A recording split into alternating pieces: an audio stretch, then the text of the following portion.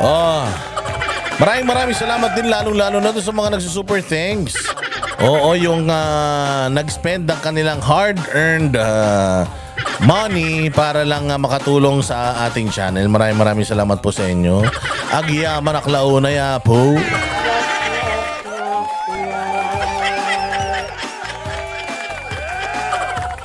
Oh, ayan na.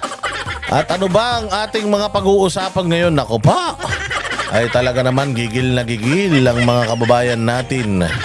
Dahil hanggang ngayon, matapos ang oath taking ni General Torre na puros kabulastugan ang alam sa buhay. O, ang daming kaso niyan. May nagkaso pa nga dyan ng illegal detention. Oo, pero itinalaga pa rin bilang police chief. Grabe, no? Imagine, paano yun? O, kung masintensyahan siya doon sa mga sinampang kaso sa kanya. Kasi madaming sinampang kaso sa kupal na yan. Paano kung ano yan? Kung halimbawa, naging, na-desisyonan yung mga kaso niya. So, paano yun? Convicted PNP chief, gano'n. Uy, mabibigat yung mga kaso nito, ha? Diyan pa lang sa KOJC, ang dami ng kaso niyan. Tapos ito pa, yung palpak na pangingidnap. Ay, successful pala na pangingidnap kay Pangulong Duterte. Ayan din. And aside from that, mayroong mga kaso sa ombudsman, mga hinayupak na yan. Hindi ba? And aside from that, ayun nga, meron kaso sa kanya ng illegal detention. Isang babae, negosyante yata yun, ordinaryong Pilipino. Sinampahan ng kaso tapos ginawa mong PNP chief. Bopols lang ang gagawa niya. Demonyo lang ang gagawa niyan, mga bossing. Marami pa mga nanonood dito na hindi pa nakasubscribe ha. Subscribe na kayo, paabutin natin ng 200,000 yung ating samahan. Maraming salamat muli. Sige na, tapusin na natin tong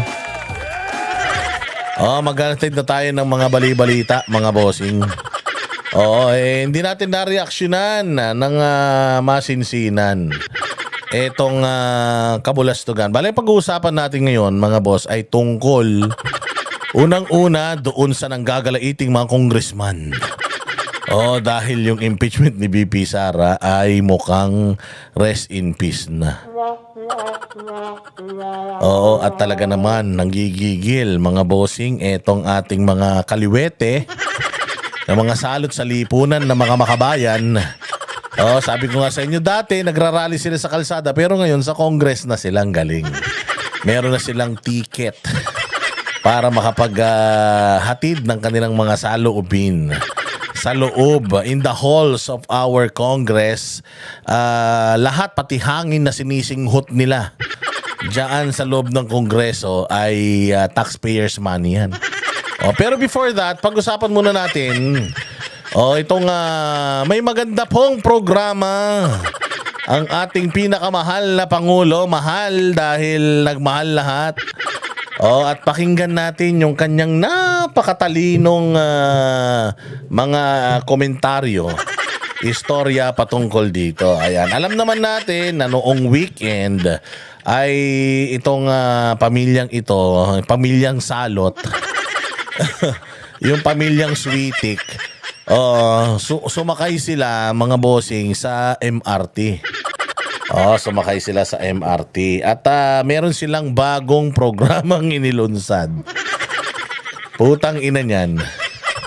Naglunsad ng bagong programa na imbis na makatulong sa bayang Pilipinas, putang ina, gagasta pa sila. Ay, nako, Diyos ko po. Ito yung 1+3 program. Putang inang yan.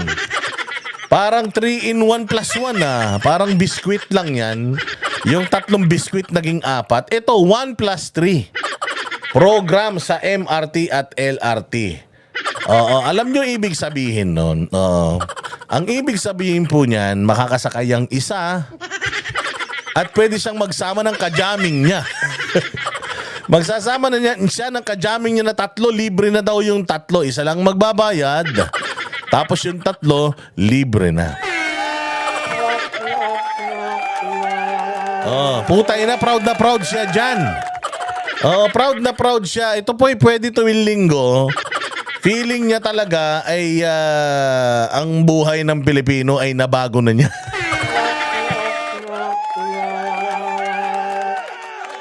Ay, Diyos ko po. Okay, so ganito ang gagawin natin ha. Ganito ang gagawin natin. O, sige, pag-usapan natin to. Ano lang, katuwaan lang. Okay, masyado seryoso kayo sa buhay. Baka mamatay kayo maga. Kalma lang kayo. So ganito ang mangyayari ngayon. Ano? Ako si trabahador. Lunes hanggang Sabado. Putang ina, sumasakay ako sa hayop na MRT na yan. Lunes, yan ang means of transportation ko. Gawa nang ako'y wala naman akong trabaho. Ay, hindi, wala akong sasakyan. Ala akong motor. Ala rin akong kotse. So ako ay regular na commuter. Usually, kapag ikaw ay trabahante, regular ka na commuter, pinakamabilis naman talaga na makakarating ka sa iyong paroroonan pag sumakay ka ng tren. Mahirap lang dahil as early as 5 o'clock, 5 as in 5 with the capital P. Alas 5 ng madaling araw, ang pila sa North Station ng MRT, puta kilometro na. Kilometro na ngayon. Bago ka makarating dyan sa putangin ng MRT na yan, manggagaling ka sa bahay mo, sasakay ka ng tricycle, papunta sa jeep. Pagdating mo sa jeep, sasakay ka, pag bawal ang jeep sa EDSA, pagbaba mo ng jeep, sasakay ka ng bus. Papunta ng MRT. Tapos pipila ka doon ng mga 2 oras. Tapos kailangan magaling ka sa singitan, magaling ka sa suntukan, magaling ka sa islaman. Kasi nung panahon namin, mga bossing, nung high school kami. Usong-uso yan. Shackle, Green Department, The Woods, ganyan. Pag tumuktog na yan, yung bulagang pag-ibig, talaga naman. Rambulan na yan, islaman na yan. Kung magaling ka sa ganun, batang 90s ka, putya makakasakay ka dyan sa MRT agad-agad, Sabi ko nga sa'yo, lintik ang mga babae dyan sa MRT. Sa totoo lang, dyan ako talaga humanga sa mga kababaihan. Wala akong masyadong bilib sa mga kababaihan nun. Pero nung nakita ko kung gaano sila kagaspang pagdating sa MRT, pag dumarating yung MRT, maniwala kayo, parang sweldo na. Oo, putya, ready na yung mga babae. Tapos hindi pa bumubukas, hindi pa nakakalabas yung mga pasaherong lalabas. Putya, yan, talagang parang si Sadako. Yung mga babae, walang pakialam.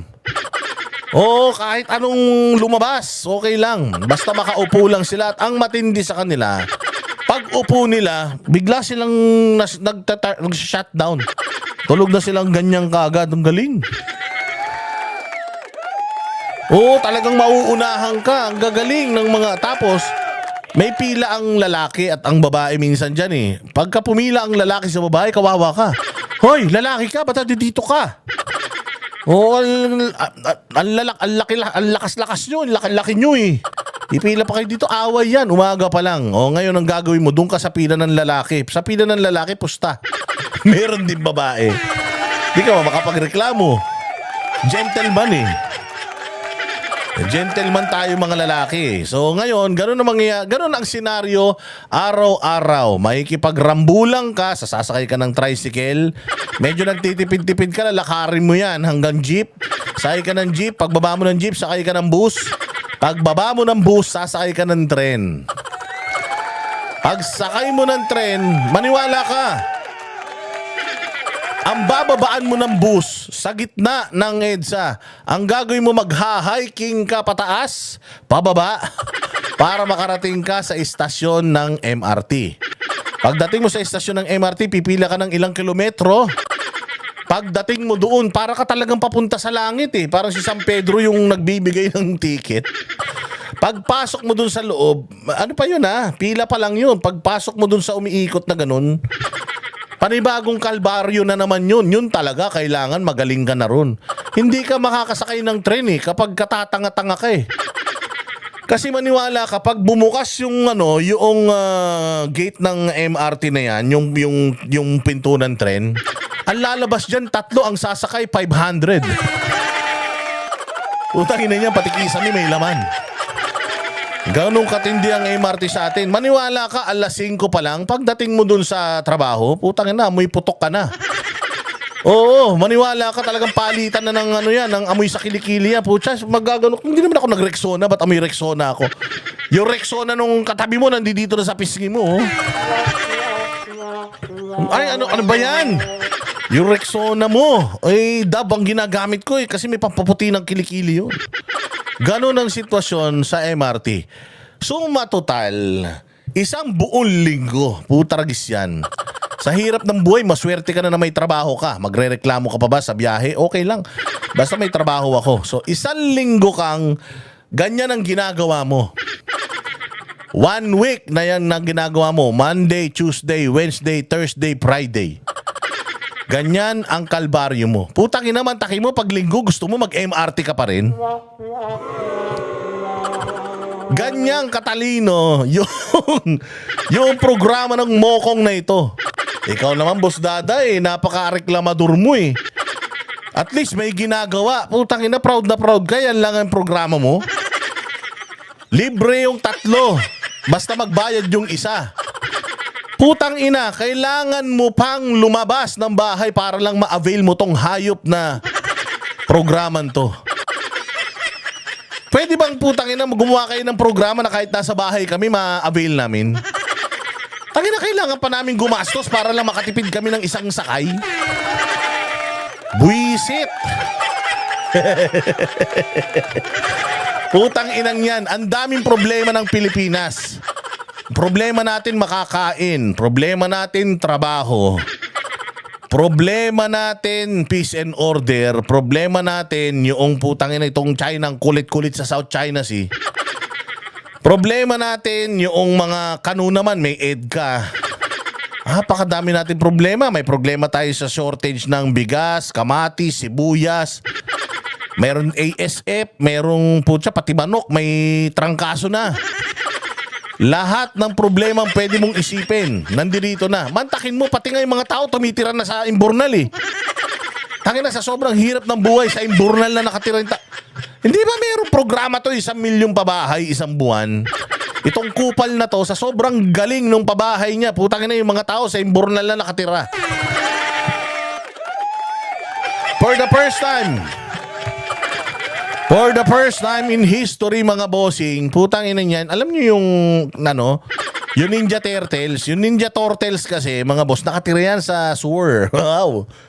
Ang sewers kasi sa Amerika, malalaki, kasya bus. Ang lalaki na yung Imburnal nila dun, makakapag-taguan kayo dun eh. Oo, dito yung Imburnal natin, anak ng tinapay yan, lahat nandiyan dyan. Lahat ng maisip mong dumi nandiyan dyan, barado pa yan.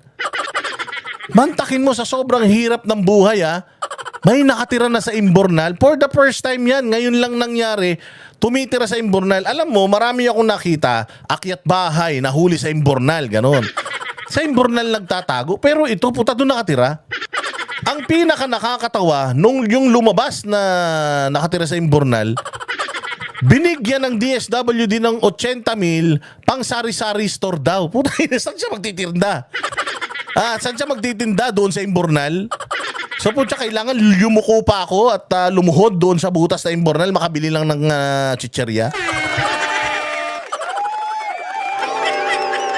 Ganyang kabopuls yung mga programa nila. Alam mo yung putya na porket nag-trending, binigyan ng 80 milyong lumabas ng Imburnal. Ngayon, lahat ng tao gusto nang tumira sa Imburnal. Ayaw mo nun, 80 mil? Matutulog ka lang isang araw sa Imburnal, may 80 mil ka? Tangina, ganun na katarantado. Ganun na kalala ang problema ng bayan natin sa kahirapan. Putya, upgrade na. Dati sa ilalim lang tayo ng tulay tumitira. Yung mga kababayan nating homeless. Putya, ngayon Imburnal. Saan ka naman? Hayop na yan. Kaya naman pala yung flood control project ni Bongbong. Kaya naman pala sumasablay. Puro barado na yan. Puro tao pala dyan.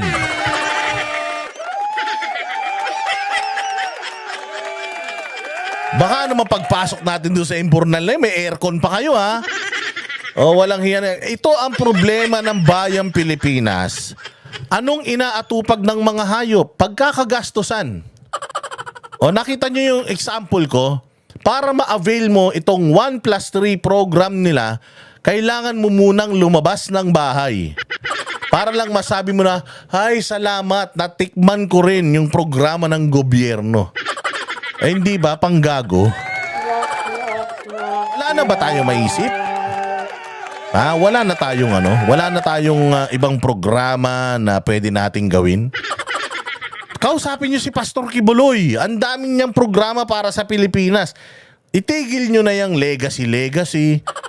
Sila ang magte-take ng credit, no? Pag may ginawa kayong mabuti sa Pilipinas, BBM, ang magbe-benefit niyan, yung mga kapwa mo Pilipino at saka ikaw din. Bakit?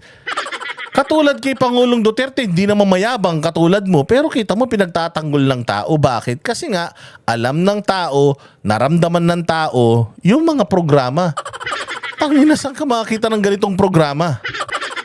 Para makaramdam lang ako at maka-avail lang ako ng programa ng gobyerno, kailangan pa naming mamasyal.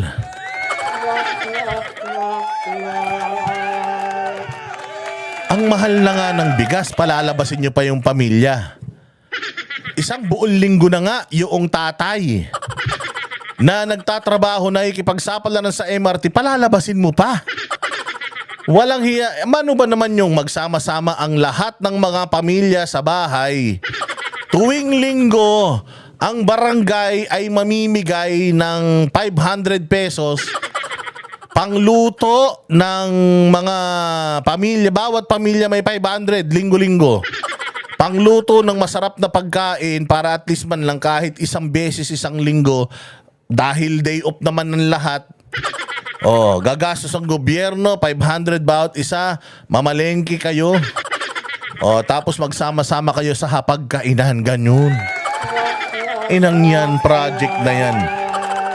Pwede na yun.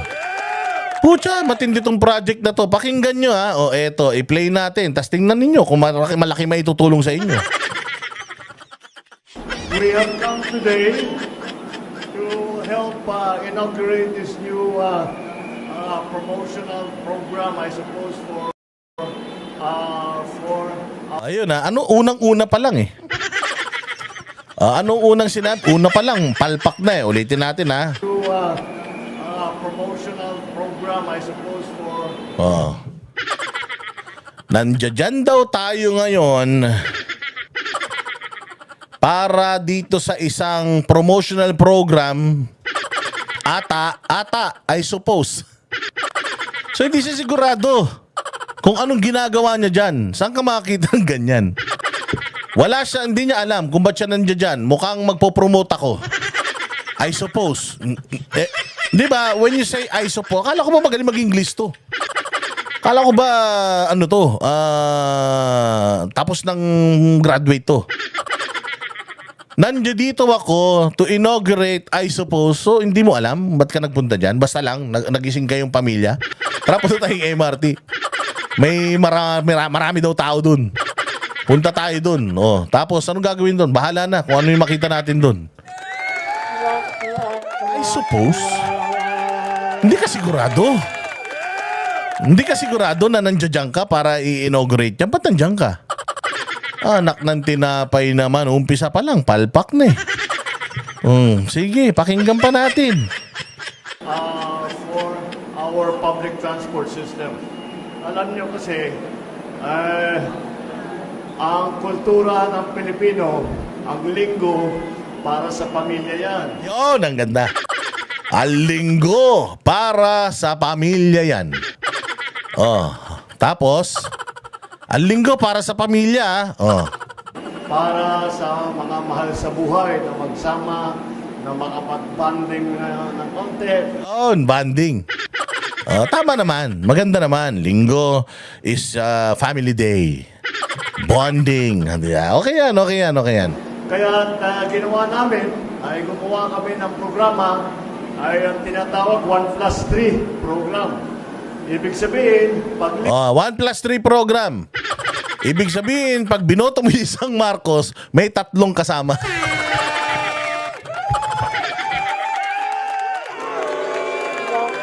Loko-loko ka talaga eh. Hindi, mali naman yun. Ano ka ba? Pag binoto mo yung isang Marcos, may 3 kasama, sobra ka naman.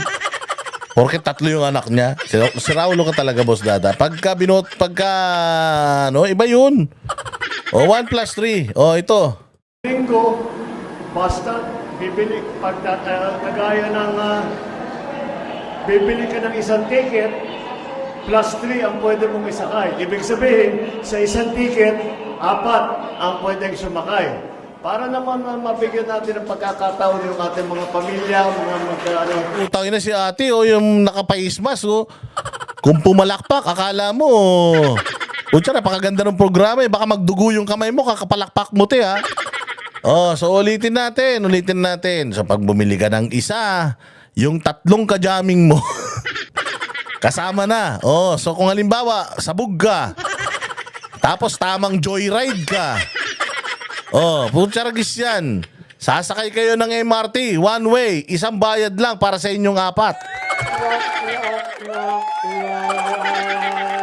Ang kagandaan nito, pagdating nyo sa dulo ng MRT, halimbawa sumakay ka sa North, na ang dulo niyan dyan sa may Pasay. Pagdating mo ng Pasay, putangin lang yan. Hindi mo alam anong gagawin mo, so babalik ka na naman ulit. O isang pamasahe lang ulit, sakay yung 3 na naman. O hindi ba ang galing? Tainan nyo, wala nang makakain yung mga Pilipino eh. Papapasyalin nyo pa. Hayop naman talaga. Sige, diretso. Taon yung ating mga pamilya, mga magkabarkada na magkasama. Para daw magsama-sama yung pamilya at saka barkada. Putang ina, pwede ba magsama dyan lang sa MRT?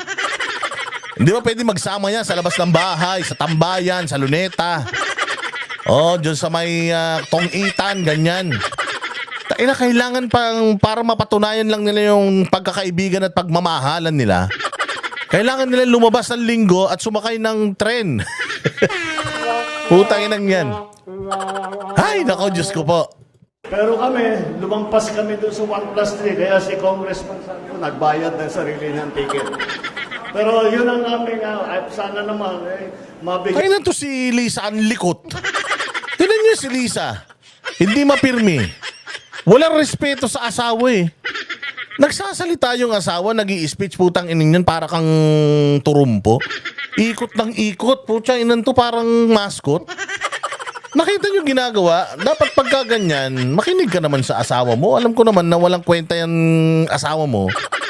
Pero kahit panggap lang, pakinggan mo naman yung sinasabi niya. Diyos ko po, likot-likot. Panoorin nyo, ang likot-likot. Pakinggan nyo yung sinasabi ni Bongbong ha.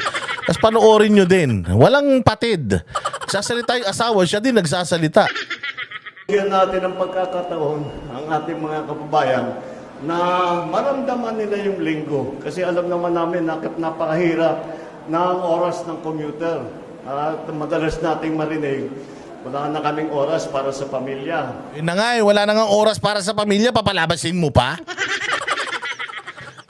Nagtrabaho na 1 linggo naman yung tao mula Lunes hanggang Sabado, pagpahingay mo naman sa bahay. Anak ng tinapay, miski naman ako siguro ganon. Alam mo, nung nagtatrabaho ako, pag pumasok na ako kasi ang pasok ko mula Lunes hanggang Biyernes lang. Alam mo ba na kulang pa yung 2 araw para itulog ko? So, sobrang pagod ko sa trabaho ko. So ngayon, gusto mo mangyari yung pamilya, lumabas, sumakay ng tren. Putang ina, ano akala mo sa tren? Roller coaster? Ano yung Enchanted Kingdom ba yan?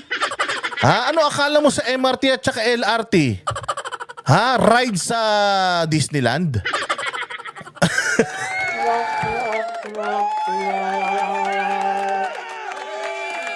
Hindi yan ang tamang paraan, sir, para magbanding ang pamilya.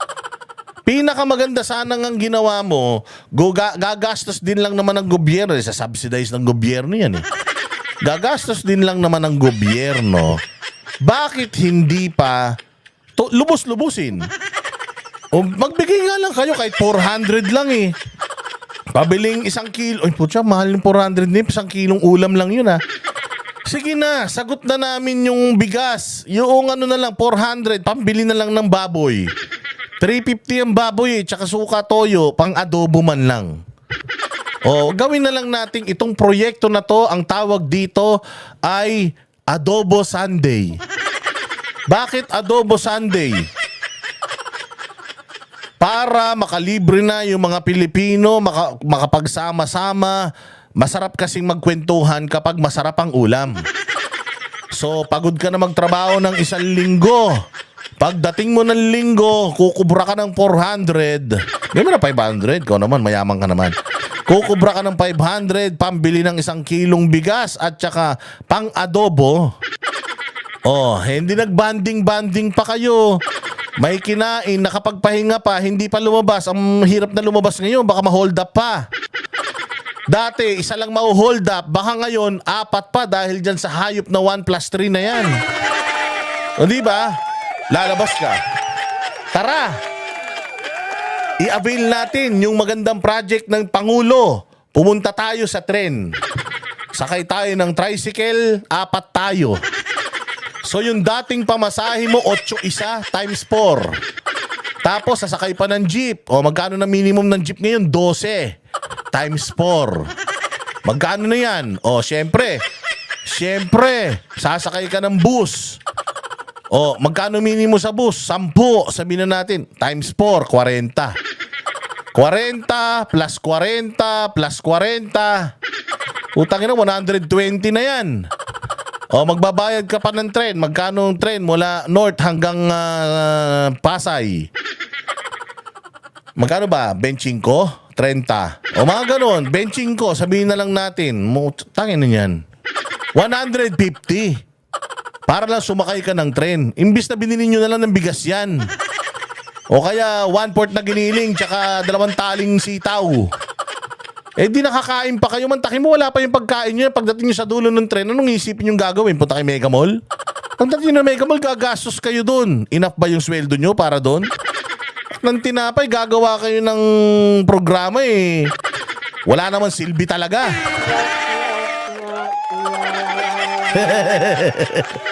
Utang ina niyan. Ay, nako, Diyos ko po. O, sige, ano pa? Ano pang mga magandang plano mo? Para dahil pagdating namin, tulog na lahat. Aalis kami, tulog pa. Aalis, tulog. Dadating, tulog. O, anong dapat gawin? Putsangin na, ang gawin mo, Bongbong, ganito. Para may time yung mga pamilya magsama-sama, work from home.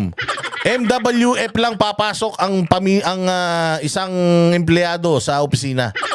Yung 2 araw, work from home. Ayun. Para kahit nagtatrabaho sila, kasama nila pamilya nila. Hindi sila masyadong magwawatak-watak. Tanginang plano yan. Gagastos ka muna para ma-avail mo eh. Hindi naman lahat nakatira sa istasyon ng tren. Tanginan yan. Ano yung istasyon ng tren? EDSA. Wala namang bahay sa EDSA. Bago ka makarating sa istasyon ng tren, mamamasahe muna yung 4 na yan. Anak, hindi nyo naisip yan. Ako nandyan. Pag ako talaga naging presidente ng Pilipinas, gagawin ko yung gustong gawin ni Eddie Hill. Oh, yung bibigyan ko ng tig 1 milyon bawat isang Pilipino, tas kanya-kanya tayo. Anak na tinapay oh. Mas maganda pa yung project ni Eddie Hill na yun eh, kaysa sa ginagawa mo eh. Walang hiya naman, mag-iisip ka lang yung wala pang isip. Kaya naman, sinasabi namin, bigyan natin ng chance naman na magsama. Na hindi addition. Tinan mo yung mga anak oh. Tinan mo yung mga anak. Tinan mo si... Putangin na hirap na yung tatay nila magpaliwanag. Hirap na yung tatay nila magpaliwanag na maganda tong project na to. Tapos putangin na yung mga nasa likod daldalan ng daldalan. Saan tayo kakain mamaya? Putangin na bayaan mo yan. Loko-loko yan eh. O, ito na nga si Sandro nga, lumilipad na yung utak eh. Ang tagal naman, putangin na niya, parting-party na ako. Oo, ang tagal naman nito. Puta, yung 3 naman, nag-uusap kung anong concert ang panonoorin nila habang nagsasalita tong tatay nila. Ang lilikot. Anak ng tinapay. Hindi may dagdag na pagbayad para lang makasama sige, kwentuhan. ang pamilya. Kaya nandito na yung ating program na 1+3. Meron pa. Meron pa. meron pa. Bagong isusunod na announcement Oy, meron pa susunod na announcement. O, sige, ano yun? dahil marami kami doon sa pinaplanong EDSA rehabilitation. Bago kasi ma-rehab yung EDSA, dapat ikaw muna. Ano, gago ka talaga, Boss Dada. Tarantado ka talaga. Ba't mo i-rehab yan? Ang tinutino naman yan.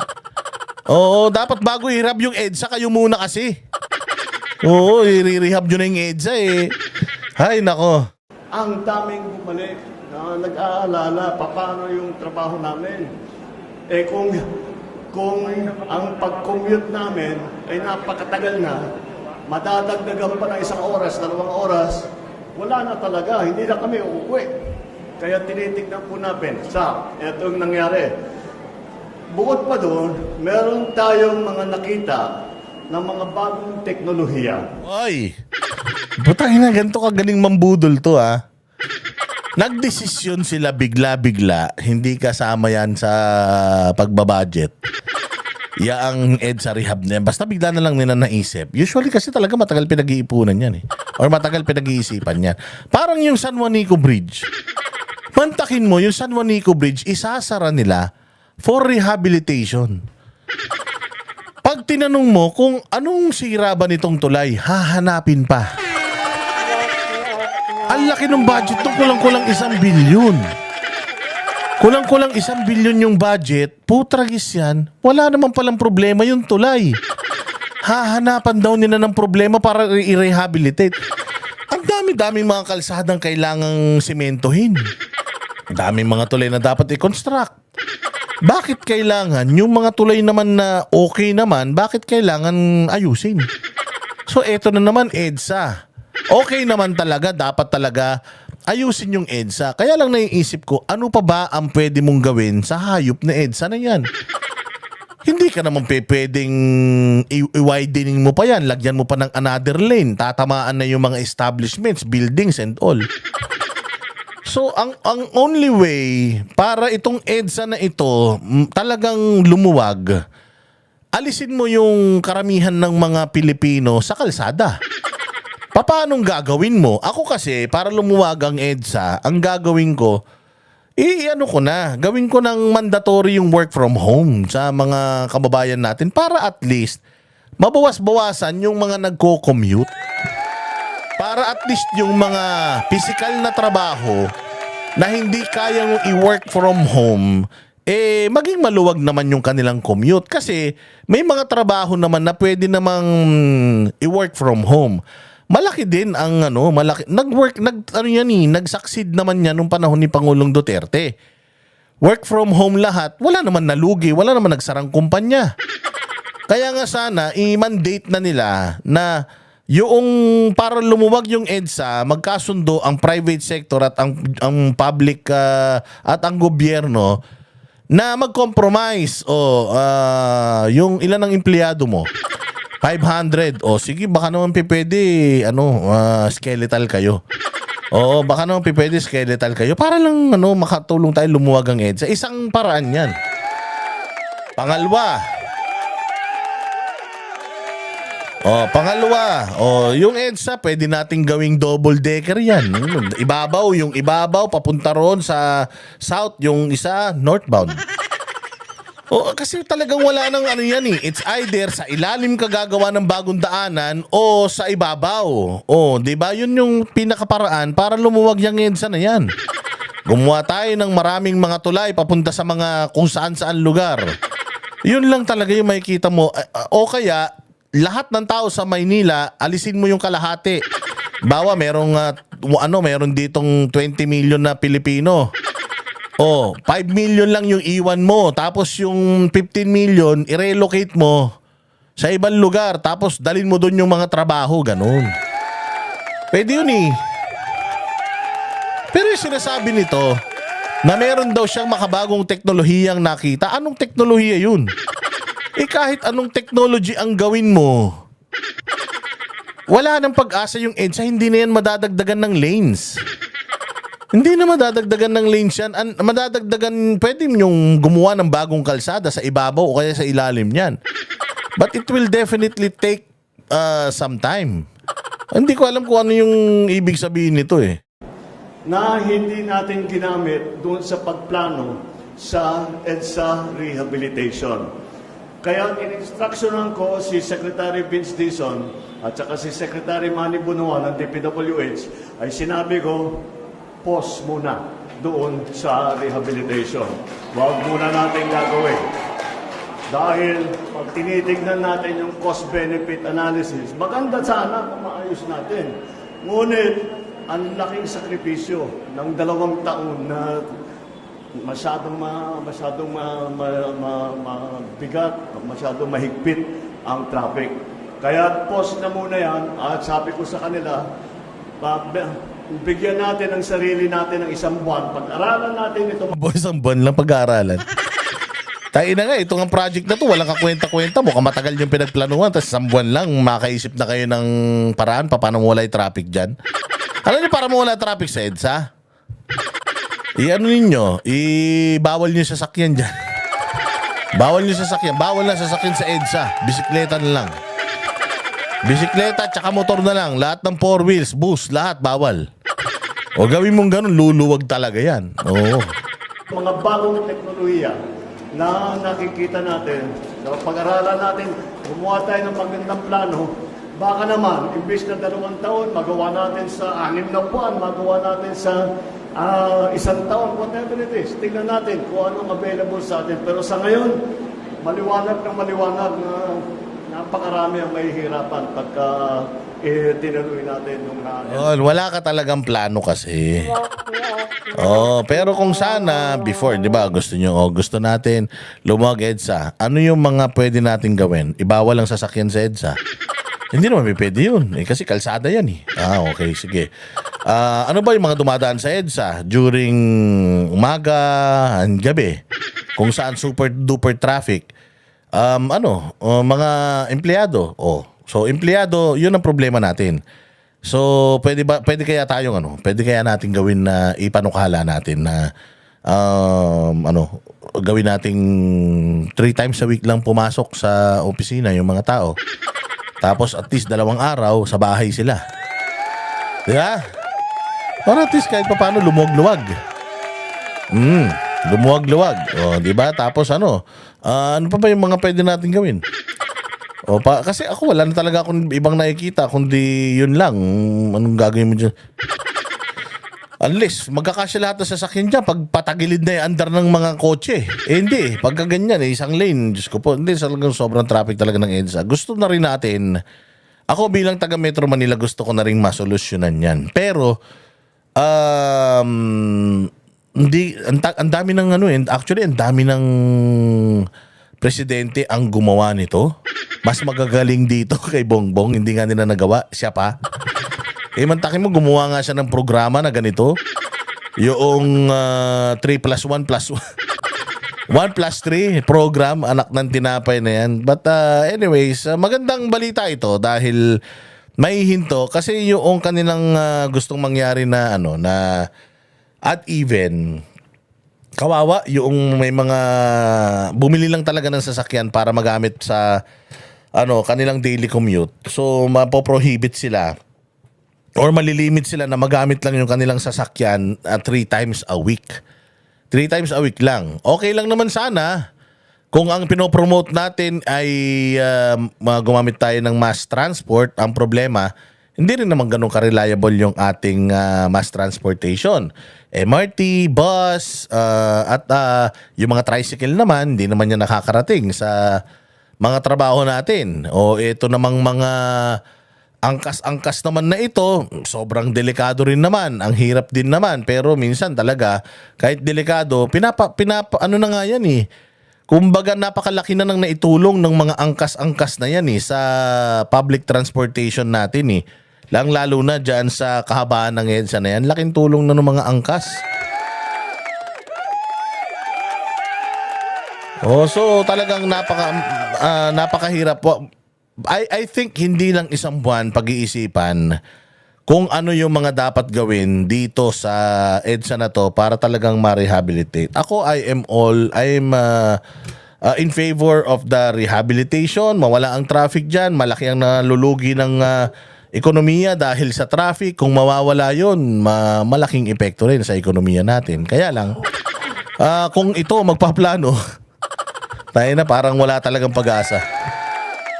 Kami ang boses ng masa, hindi natatakot. Katotohanan lang, di kami nalulunod. Walang bahid ng sismis, lahat ay totoo. Kahit sino ka pa, pag mali ka babanatan ka. Walang pinipiling kulay, wala kaming kinikilingan. Basta para sa bayan, kami lalaban. Pagdama palakpakan, pag mali banatan. Di matitinag, di matatakot, para sa bayan tuloy ang sigaw. Sa harap ng kamera, walang halong takot. Mga baluktot, lahat kayo'y tutumba. Ang hustisya at totoo, yun lang ang mahalaga. Kahit sinong harang, di kami matitinag.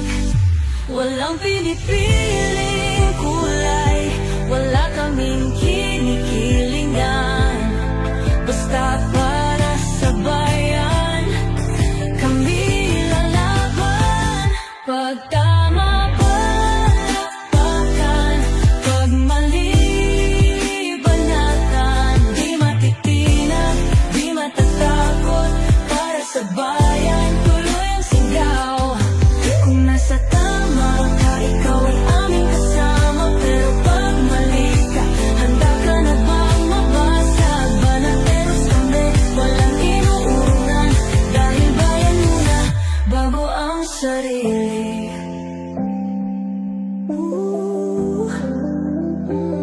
Bago ang sarili.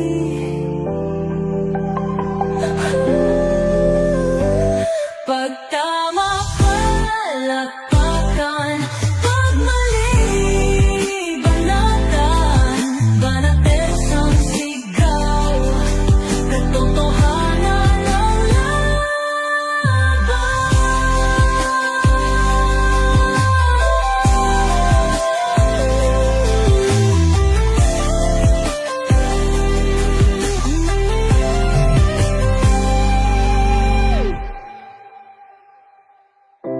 Sa harap ng